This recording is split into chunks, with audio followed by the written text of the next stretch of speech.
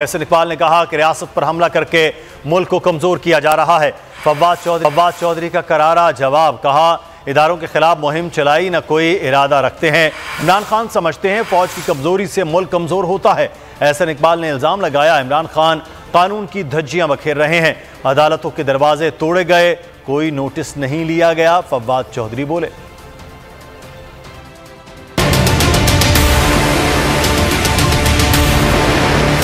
जिस तरह पाकिस्तान में रियासत को हमलावर होकर कमज़ोर करने की कोशिश की जा रही है, इस तर्ज अमल की पाकिस्तान में मिसाल नहीं मिलती। आपका ये बयान बुनियादी तौर के ऊपर अवाम और फौज के दरमियान फासले पैदा करने की एक और कोशिश है।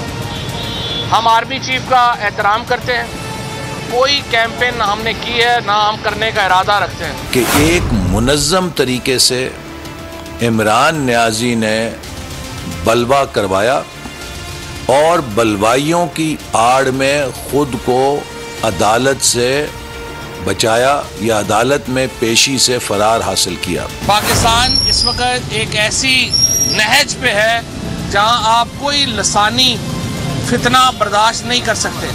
और मैं पंजाब का वज़ीर आला, पंजाब की काबीना और IG पंजाब, उनको शायद एहसास ही नहीं है कि वो आग से खेल रहे हैं।